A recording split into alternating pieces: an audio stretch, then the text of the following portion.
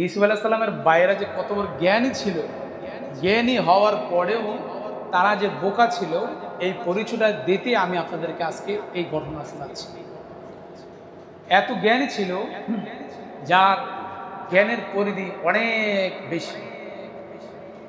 যেরকম ভাবে 10 ভাই একদিন রাস্তা দিয়ে যাচ্ছে, মনে করেন যারা ক্ষেত করছে, পূর্বকালে যারা এই এলাকায় ক্ষেত খামার করছে বা ক্ষেত ছিল, তো ক্ষেতের আইল বা লাইল থাকে কি থাকে না? কথা বলেন, থাকে কি থাকে না? নাকি পুরা এলাকায় আপনার নিজে বাঘ বাঘ থাকে না? তো যার যার বাঘ বন্টনে এটা একটা কি থাকে, আলাদা আলাদা আইল থাকে বা কি থাকে, পার থাকে, যেটাই বুঝেন আপনারা। তো এই ক্ষেতের আইল দিয়ে ইউসুফ আলাইহিস সালামের 10 ভাই যাচ্ছে। যাওয়ার পথে এখন এক ভাই বলতেছে যে এদিক দিয়ে একটা গাভী গেছে। কি গেছে ভাই? গাভী। আরেক ভাই বলতেছে গাভী তো গেছে ঠিক আছে, কিন্তু এই গাভীটা হচ্ছে অন্ধ। গাভীটা কি? অন্ধ। আরেক ভাই বলতেছে হ্যাঁ, গাভীটা তোমরা বলেছো গাভী গেছে আবার অন্ধ, আর আমি দেখতেছি এই গাভীর ছিল 10 মাসের গাভী। আল্লাহু আকবার বলে, মানে 10 মাসের অন্তঃসত্ত্ব, মানে বাচ্চা দিবে আর কি। যেটি বুঝেন যে গাভী যখন বাচ্চা দেওয়ার সময় হয় তখন 10 মাস এই একটা সময় হলে পেটটা বড় হয় কি হয় না? কথা বলে, হয় কি হয় না? তো 3 ভাই 3 রকমের ব্যাখ্যা দিয়েছে।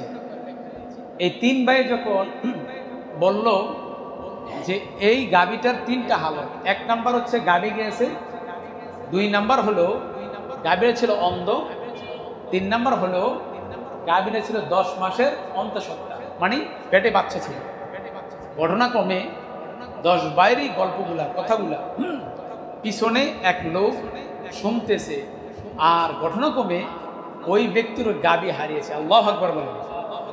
গাভী যে হারিয়েছে ওই ব্যক্তি তাদের গল্পগুলো শোনার পরে বলতেছে, কিরে আমার গাভী চুরি হয়েছে, তারা যা যা বর্ণনা দিয়েছে তাই তো সব ঠিক আছে, তার মানে আমার সামনে দিয়ে চোর যাচ্ছে, তাদেরকে আমাকে ধরতে হবে। আল্লাহু আকবার বলেন। তাদেরকে ধরতে হবে। এখন পিছন থেকে যার গাভী চুরি হয়েছে সে ডাক দিয়েছে, এই তোমরা শোনো, কি হয়েছে? তোমরা বললা এদিক দিয়ে একটা গাভী গিয়েছে, গাভীটা অন্ধ, আবার গাভীটা 10 মাসের অন্তঃসত্ত্বা, মানে তার পেটে বাচ্চা রয়েছে।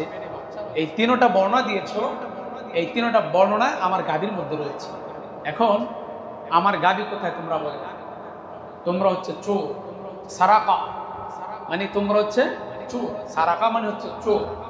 যে যখন এই কথা বললো, বলার পরেই ইউসুফ আলাইহিস সালাম 10 ভাই বলতেছে, না না না, আমরা তো পয়গম্বরের ছেলে। আল্লাহু আকবার বলে, পয়গম্বরের আওলাদ, আমরা তো চুরি করতে পারি না। আচ্ছা বলেন তো, নবীদের ছেলেরা কি চুরি করতে পারে? আপনাদের কি মনে হয় চুরি করতে পারে?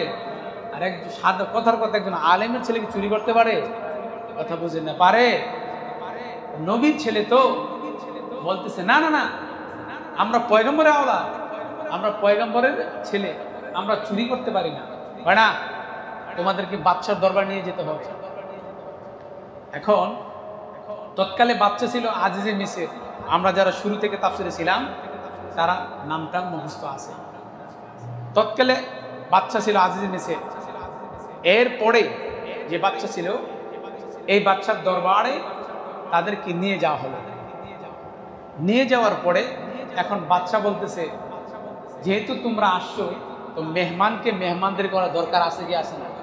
কথা বলেন, আছে কি আসে না? কিছু মানুষ আছে মেহমান বাড়িতে আছে, চেহারা কালো হয়ে যায়, আছে কি আসে না? আবার কিছু মানুষ এরকম আছে যারা আল্লাহ বেরু, তারা চিন্তা করে যে মেহমান আল্লাহর পক্ষ থেকে আসে। সুবহানাল্লাহ পড়ে। আপনি হাজার চেষ্টা করলেও আপনার বাড়িতে যদি অন্যের যদি খাবার না থাকে, রিজিক না থাকে, আপনি হাজার দাওয়াত দিয়েও আপনার বাড়িতে আনতে পারবেন না। কথা ঠিক না? ঠিক।